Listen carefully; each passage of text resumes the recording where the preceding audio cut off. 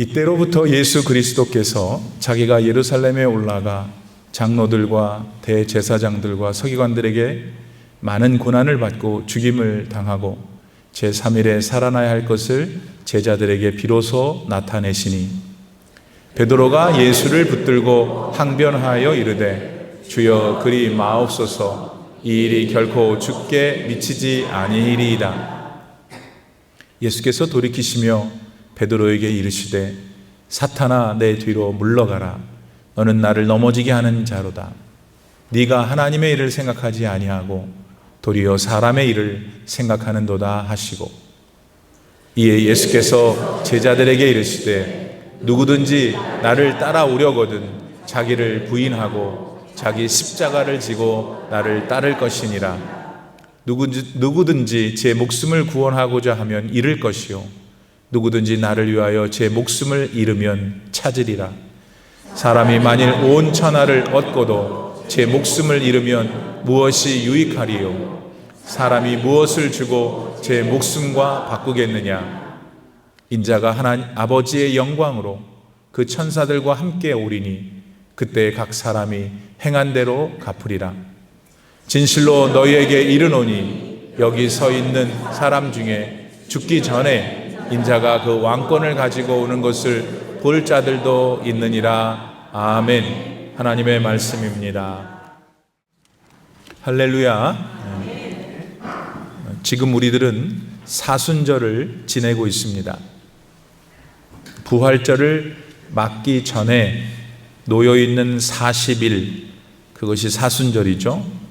사순절에서 한자 순이 10을 의미하잖아요. 그러니까 사순, 40일을 말하는 것이죠. 영어로는 렌트라고 하는데요. 고대 영어를 찾아보니 렌트의 본뜻은 springtime, 봄이었어요. 새 생명의 탄생을 의미하는 봄, 부활하신 예수님과 깊게 연결되어 있죠. 이런 사순절, 우리는 무엇을 하며 어떻게 보내야 할까요? 예수님이 우리들 때문에 받으신 여러 가지 고난들에 대해 특별히 반추하며 보내야 하는 시기이어야 하겠죠. 자, 여러분들은 이 사순절을 지금 그렇게 보내고 계시는지요? 예수님께서 나의 더럽고 추악한 모든 죄를 용서해 주신 것을 믿고 감사하며 보내고 계신지요? 그런 예수님의 은혜 때문에 구원을 받아 앞으로 하나님 나라에서 영생할 것 또한 믿고 살아가고 계시는지요?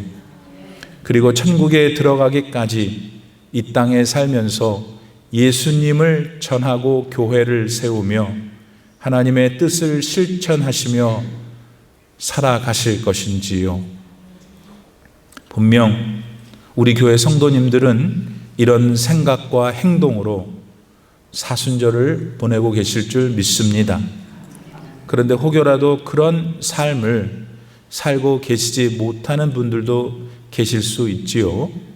그런 분들은 오늘 이 시간을 통하여 자신의 삶의 목표와 방향을 예수님께 다시 고정하시기를 진심으로 바랍니다.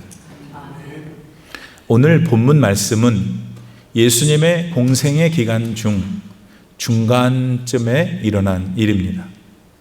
하루는 예수님이 가이사랴 빌립보라는 지역에 가셨어요. 그곳은 물이 아주 맑고 풍성하게 흐르는 휴양지죠. 그래서 거기에는 로마 황제에게 제사를 드린 제사터가 지금 남아 있습니다. 오래전 저희 교회 성지 1차 팀이 이곳을 방문한 적이 있기도 하지요. 바로 거기서 예수께서 제자들한테 이런 질문을 하셨습니다. 사람들이 인자를 누구라 하느냐라고요. 그거는 사람들이 예수님 자신을 가리켜 뭐라고 부르는지를 물으신 것이었습니다. 그때 제자들은 세례 요한이라고 그래요. 엘리야라고 그래요. 또 어떤 사람은 예레미야라고 그래요. 아니면 어떤 사람은 선지자 중에 한 분이라고 말합니다. 대답했어요. 그때 예수님께서 다시 물으셨죠. 그러면 너희들은 나를 누구라 하느냐? 너희들은 나를 누구라 하느냐? 그러자 베드로가 이렇게 대답하지요. 주님은 그리스도십니다. 주님은 살아계신 하나님의 아들이십니다. 그 대답에 예수님이 너무 기뻐하셨어요. 베드로는 예수님을 단순히 선지자가 아니라 하나님께서 기름 부어 세우신 구원자, 곧 그리스도라고 알았고 믿었기 때문이었죠. 예수님은 그런 베드로의 믿음의 고백 위에 교회를 세우실 것을 말씀하셨어요. 그러나 현재의 로만 카톨릭 교회는 그런 고백을 한 베드로 위에다가 교회를 세우는 것으로 그만 오해하고 있어요. 그래서 베드로를 기초로 교회를 세웠기 때문에 베드로가 제일 첫 번째 교황이 되고 말았죠. 그래서 지금 이탈리아 로마 바티칸에 가면 그 성당 앞에 베드로가 천국의 열쇠를 들고 서 있는 비석 동상이 있잖아요. 그리고 그 베드로가 첫 번째 교황인데 지금 그분을 이어서 266번째 교황이 현재 살아 있잖아요. 그러나 여러분, 그건 성경의 말씀과 다른 것입니다. 교회는 사람 위에 세워지는 게 아니에요. 교회는 예수님을 구세주로 믿는 믿음 위에 세워지는 거예요. 즉 교회는 사람이 아닌 예수 그리스도께서 머리가 되시고 그분의 부르심을 받은 모든 믿는 자들이 그 몸이 되는 거죠. 이것을 우리는 분명히 알아야 합니다. 한편 베드로에게 만족스러운 대답을 들으신 예수님은 처음으로 당신의 속 마음을 털어놓으셔요. 그건 오늘 본문을 시작하는 21절 말씀에 잘 담겨 있죠.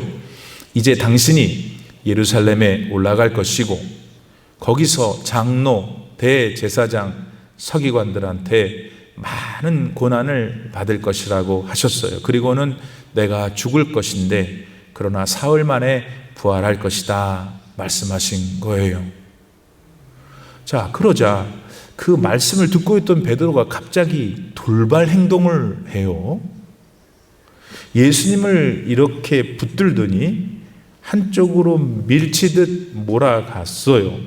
그리고는 주님을 향해 눈을 부릅뜨고 예수님, 아니 고난받고 거기다가 죽으시다니요. 아니 그리고 사흘 만에 살아난다는 그 회개한 말은 또 뭐예요? 아니 그러면 남아있는 우리들은 어쩌라고요? 그러니 제발 그런 정신없는 소리는 그만하시고 내가 헛소리를 했다 가서 말씀해 주세요. 아니 주님, 이런 황당한 상황이 또 어디 있어요? 한 것입니다. 그럼 목사님 어디서 성경에도 그런 게 없는데 그런가? 이 성경 헬라어 원문을 제가 다시 우리들이 이해하도록 해석해 본 거예요. 자, 그랬더니 우리 예수님도 그런 베드로에게 보이신 반응이 예사롭지가 않아요. 그렇게 승질을 내는 베드로한테 예수님이 23절 말씀에서 사탄아 내 뒤로 물러가라. 아니 뭐 또 그런 말 했다고 또 사탄까지. 지금 여러분 이 두 분 상당히 엄청난 지금 긴장 관계입니다. 베드로와 예수님 사이에 분명히 어떤 일에 있어서 의견이 팽배했던 거죠. 둘 다 물러서지 않을 셈이에요. 그렇다면 예수님과 베드로 사이엔 도대체 어떤 차이가 있었기에 이런 긴장 관계가 있었던 걸까요? 우리는 그 실마리를 예수님이 23절에 하신 말씀 속에서 찾을 수 있어요. 그건 네가 하나님의 일을 생각하지 않고 사람의 일을 생각하는도다. 예수님 말씀의 요지는 베드로는 지금 사람의 일을 생각하고 있다는 거예요.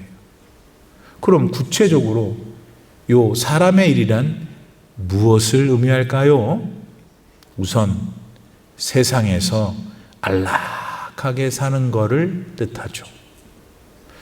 돈도 많이 벌고 지위도 높아져서 사람한테 영광을 받는 것을 말합니다.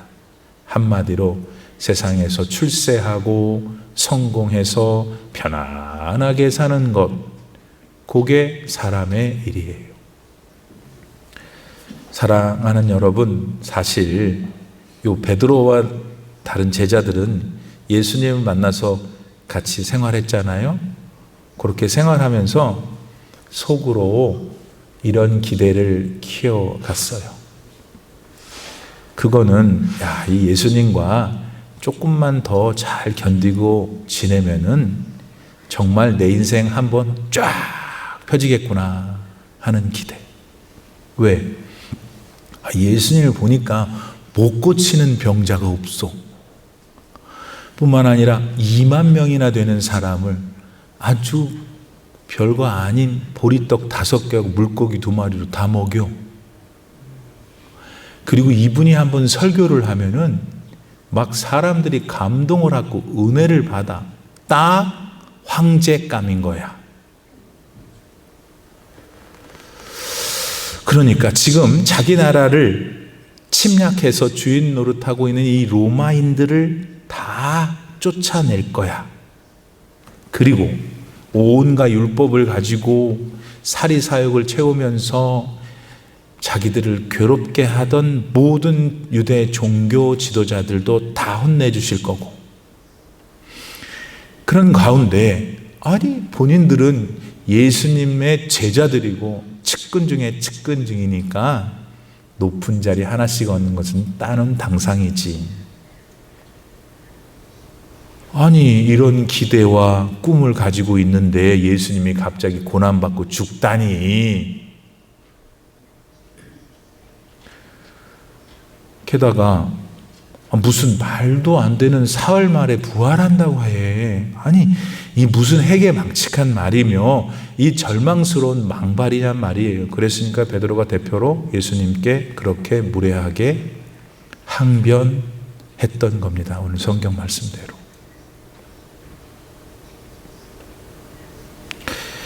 자, 이런 베드로와 제자들의 주장에 대해 이렇게 들으면은 제가 생각할 때, 여러분은 아니지만 맞는 것 같아.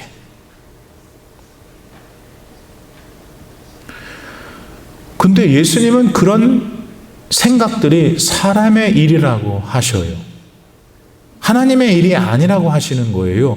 그럼 도대체 예수님이 말씀하시는 하나님의 일이란 어떤 걸 말하는 걸까요? 우선 예수님은 베드로와 제자들이 기대하고 있던 그런 종류의 구세주가 아니셨어요. 만약 예수님이 그런 구세주였다면 마태복음 16장 20절 말씀에서처럼 당신이 그리스도인 것을 세상에 알리지 말라고 하지 않으셨을 거예요. 왜? 만약에 당신이 베드로와 당시 사람들이 이해했던 구세주로 알려진다면 그때 이스라엘과 더불어서 온 세상을 다스리고 있던 로마의 황제께서 예수님을 어떻게 했을까요? 답해 보세요. 많은 사람들에게 황제인 내가 있는데 구세주로 믿어지는 예수님은 그냥 안 뒀겠죠. 붙잡아 없애려 했을 거 아니겠어요. 그리고 만일 그랬다면 예수님과 제자들 또 그를 따르는 무리들은 어떻게 해야겠죠? 자기들을 보호하기 위해서 군사를 조직해야겠죠. 그리고 로마 황제와 맞서 싸웠을 거예요. 그러면 예수님과 제자들과 따르는 무리들은 모두 몰살했거나 아니면 적어도 서로 피비린내 나는 혈투로 만신창이들이 됐겠죠. 여기서 잘 들으세요. 그러면 우리가, 저와 여러분이 인간 역사 속에서 그동안 흔히 경험해 왔던 것과 뭐가 다를까요? 하나도 다른 게 없죠. 예수님이 베드로가 원했던 그 구세주로 역할을 하셨다면 말입니다. 이렇듯 예수님은 세상 사람들이 생각하고 바라는 그런 구원자가 아니셨어요. 또 예수님은 한 지역 혹 한 시대만을 구원하는 위대한 영웅도 아니셨고, 예수님은 하나님의 아들이시며 하나님이십니다. 예수님은 모든 인간 안에서 활동하고 있는, 그래서 오늘의 살벌한 현실을 만들어내는 그 근본적인 문제를 해결해 주심으로써 세상을 구원하시려는 유일한 구원자이시죠. 그리고 그 근본적인 문제는 다름 아닌 모든 인간 안에 뿌리 박혀 있는 죄입니다. 여러분, 인간은 이 죄 문제를 스스로 해결할 수 없어요. 왜냐하면 본인이 죄인인데 어떻게 자기 죄를 자기가 해결할 수 있겠어요? 그러므로 죄가 전혀 없는 인간으로 하나님이신 예수님께서 이 세상에 오신 거예요. 사람이 되셔야 십자가를 지셨을 거 아니에요. 그리고 당신의 생명을 십자가에서 내어주심으로 사람이 지은 그 모든 죄를 일거에 다 없애주신 것이죠. 당신의 생명으로 그 모든 죄의 값을 치러주심으로 말입니다. 따라서 이 사실을 믿고 구원을 입은 사람들은 이 세상에서 그런 구원자 예수님을 믿는 게, 바르게 믿는 게 사명이에요. 그리고 그분이 이루고자 하시는 구원의 사역을 돕는 게 그들의 일이고요.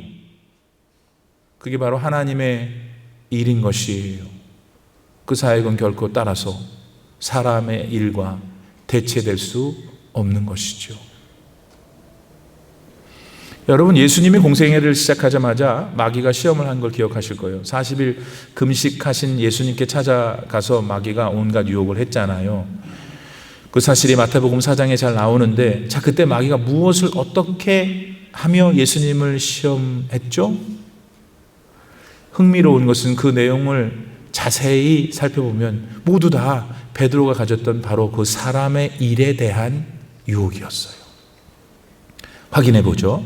마귀는 제일 처음 예수님께 가가지고, 예수요, 이 돌들을 떡으로 좀 만들어 봐요. 얼마나 지금 배가 고파. 그랬단 말이에요. 아니, 40일 금식한 예수님이 얼마나 실제로 시장했겠어요. 그걸 마귀가 안 거죠. 그래서 먹을 걸 유혹했어요. 사실 여러분, 예수님이 그따위 돌을 떡으로 만드는 게 뭐 되시겠어요? 그때 예수님이 그런데 이렇게 말씀하셨죠. 사람이 떡으로만 사는 게 아니야. 사람은 하나님의 말씀으로 살아야 돼. 하시면서 첫 번째 유혹이었던 물질에 대한 유혹을 주님은 물리치셨어요. 두 번째, 마귀가 지지를 않고 다시 이렇게 유혹해요. 자, 이 성전 높은 꼭대기에서 한번 뛰어내려 보세요. 그러면 당신의 천사들이 와서 당신 발이 땅에 안 닿게 할 거 아니요. 당연히 예수님의 능력이면 그거 못 하시겠어요. 그러나 예수님은 하나님을 시험하지 말라. 하나님을 시험하지 말라. 그러시면서 우리들이 좋아하는 명예욕의 유혹을 물리치셨어요. 사람의 일이죠. 그런데 여전히 마귀는 포기를 하진 않는 거예요. 마지막 유혹을 했죠. 이렇게 예수님을 지극히 높은 산으로 모시고 가더니 천하만국과 그 영광을 보게 했어요. 그러더니 하는 말이, 당신이 나한테 지금 엎드려 경배하면 이 모든 것 줄게. 그때 예수님이 똑같이 말했어요. 사탄아, 물러가라. 오직 하나님만 경배해야지 누굴 경배해. 이렇게. 그렇게 예수님은 인기, 권력욕, 사람의 일을 하나님의 일로서 이겨내신 거예요. 사랑하는 여러분, 베드로가 믿었던 예수님은 현실, 지금 여기, 그리고 이 세상에서 복을 주셔야만 하는 구세주였어요. 다시 말해서 사람의 일을 만족시켜 주실 메시아로 예수님을 바라보았던 거예요. 마귀가 예수님을 유혹할 때 사용했던 그 틀과 아주 똑같죠. 그 사람의 일, 그것입니다. 때문에 예수님은 그런 베드로를 책망하실 수밖에 없었어요. 잘못된 길을 가고 있었으니까 영원히 살 수 있는 영생의 길이 아닌 지금 여기 잠깐 세속의 사회에 머물다가 죽으려고 하니까 그럴 수밖에 없었어요. 그러니까 사탄아 물러가라 하실 수밖에 없었던 것이죠. 그러나 예수님은 그런 베드로를 책망만 하지 않으셨다는 걸 아셔야 해요. 사람의 일이 아닌 하나님의 일이 무엇인지를, 또 어떻게 해야 하나님의 이룰 수 있는지를 방법도 가르쳐 주셨어요. 그것이 24절 말씀에 나옵니다. 무엇이죠? 자기를 부인하는 겁니다. 자기 십자가를 지는 거고 또 예수님을 따르는 것이 그것이죠. 이 말씀은 언제나 여러분과 저를 힘들게 해요. 어느 때 읽든지. 그러나 오늘 잘 들으시고, 여러분이 죽고 사는 문제인데 안 듣겠어요? 첫 번째, 자기를 부인하는 건 뭘까? 자기를 부인하는 게 하나님의 일이랍니다. 예수님께서. 그럼 자기를 부인하는 게 뭔지를 알아야 될 거 아니에요. 자기가 죄인임을 뼈저리게 인정하고, 따라서 매사에 매 순간 예수님을 의지하는 태도, 그게 자기를 부인하는 거예요. 이런 상태라면 자기 자신 안에서 날마다 스물거리는 육체의 정욕을 피하고 다스릴 수 있어요. 왜? 본인이 힘이 생겨서 아니, 예수님을 언제나 의지하려는 그 사람 안에 예수 그리스도의 영이신 성령이 계시고 그가 그를 돕기 때문이에요. 걱정하지 마세요. 자기 부인이 절대로 안 된다고 생각하지 마세요. 내가 죄인이고 예수님의 도움이 필요하다고만 말하세요. 그러면 여러분이 자기 부인의 길을 걸어갈 수 있도록 하나님이 도우셔요. 두 번째, 자기 십자가를 지는 일. 이게 되게 어렵죠. 이것도 하나님의 일이라고 하셨는데, 이거는 뭐냐면 이제 예수님을 믿고 살아간단 말이에요. 살아가는데 참 실망시키는 사람, 실망시키는 환경, 내 자신도 나를 실망시키는 일들이 일어나단 말이에요. 그때 그것을 인내해야 해. 이겨내야 해. 그러니까 힘이 들지. 안 하면 힘이 안 든대. 하려고 하니까 힘든 거예요. 그러면서 계속해서 전진하려고 하는 것, 그게 십자가 지는 거예요. 여러분, 예수님도 본인이 십자가 위에서 고통을 당하셨잖아요. 아니, 꾀를 부리시거나 불평하시거나 십자가 위에서의 보내셔야 마땅했던 시간을 자신의 초능력인 초자연적인 능력을 가지고 줄였어요? 아니잖아요. 십자가에서 하나님이시지만 본인이 담당해야 될 그 십자가의 시간을 인내하시고 겪으셨잖아요. 그래서 우리는 예수님이 십자가를 지셨다고 한다면 나는 뭐냐 이거예요. 나는 십자가를 지는 게 이 믿음의 길을 갈 때에 믿음을 무너뜨리게 하고 자꾸 예수님 생각 안 나게 하고 하나님의 일이 아니라 사람의 일, 오직 이 세상이면서 잘 먹고 잘 살다 한번 가는 거지, 죽음은 죽음 다음 일이지, 이런 생각에 몰려올 때 이기고 믿음의 길을 가는 것, 이 십자가를 지는 거예요. 그리고 나서 자기를 부인하고 십자가를 지고 그 다음이 당연히 그런 삶을 사는 사람은 그의 삶의 방향이 예수님을 따르는 거 아니겠어요? 방향을, 자기의 삶의 방향과 목표를 예수님께 두는 것, 그것이 하나님의 일이다. 오늘 여러분은 그런 삶을 살아가고 계세요? 네. 하지만 이런 길을 따르는 건 현실적으로 매우 어려울 거예요. 그래서 많은 교인들이 하나님의 일을 도모하지 못하고 늘 사람의 일에 갇혀 있기가 쉬운 거죠. 혹시 우리들 가운데 그런 분들이 계시다면 이제부터 25절과 26절에서 말씀하신 예수님의 음성에 정말 귀를 기울여 보세요. 그래서 그것이 여러분으로 하여금 하나님의 일에 매진하는 분들로 변화시켜 주시기를 간절히 바랍니다. 25절 26절에 주님은 이렇게 말씀하셨어요. 누구든지 지 목숨을 구원하고자 하면 잃을 것이요, 누구든지 나를 위하여 지 목숨을 잃으면 찾으리라. 사람이 만일 온 천하를 얻고도 지 목숨을 잃으면 무엇이 유익하리요? 사람이 무엇을 주고 자기 목숨과 바꾸겠느냐? 갑자기 느닷없이 예수님이 목숨에 대해 이야기하십니다. 생명과 죽음에 대해 얘기하시는 거죠.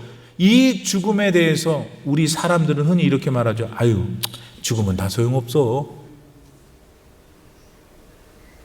근데 옆에 있는 사람이, 권사가 그렇게 얘기하니까 옆에 있는 권사가 맞아, 그러고들 앉았어. 다른 교회 권사들이 그래요.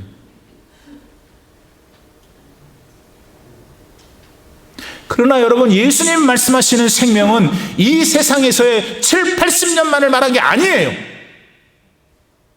예수님이 말씀하시는 생명은 영원히 죽지 않는 영생이. 어디서 하는 영생입니까? 하나님의 나라에서 우리가 하나님과 성도들과 더불어 누리는 그 영원한 생명이란 말이에요. 누구에게나 사람의 일이 더 쉽고 하나님의 일은 거의 불가능할 정도로 어려워요. 그러나 진짜 구원받은 영혼은 그럼에도 불구하고 하나님 일을 선택하며 살아가요. 그렇게 되어 있어요. 왜냐하면 27절 말씀에 예수님이 부활하신 다음에 하나님 나라 가 계시잖아요. 그리고 다시 오시는 날 누구든지 그 사람이 행한 대로 갚아주실 것이라는 그 말씀을 믿기 때문이에요.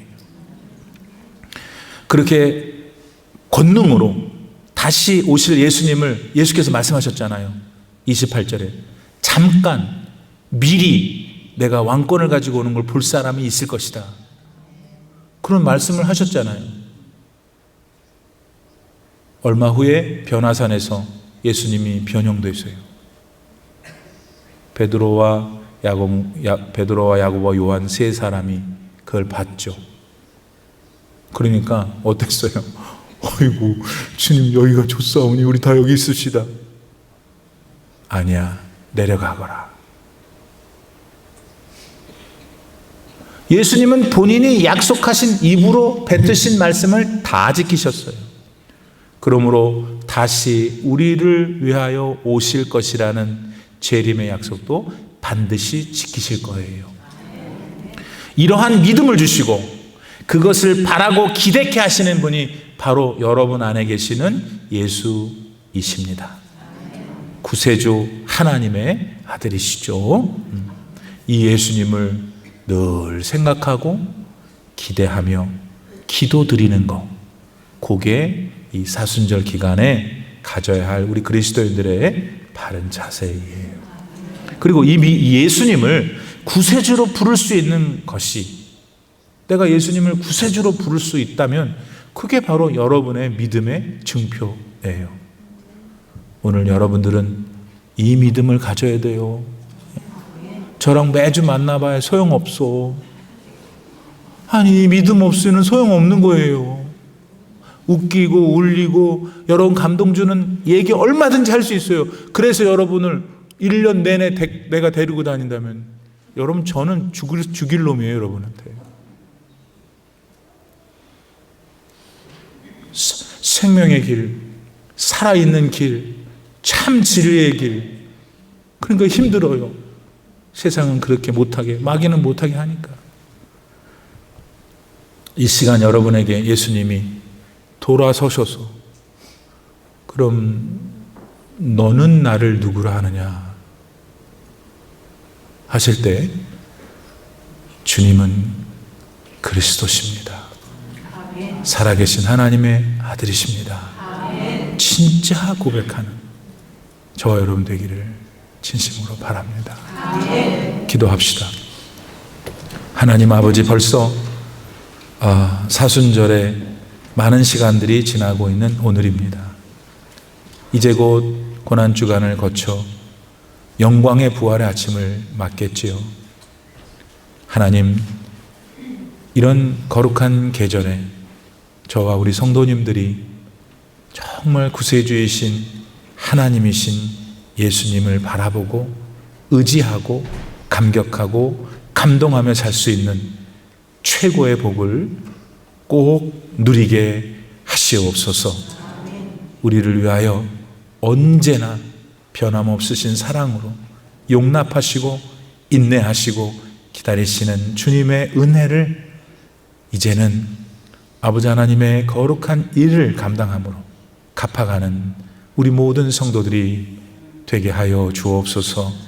예수님의 이름으로 기도드립니다. 아멘.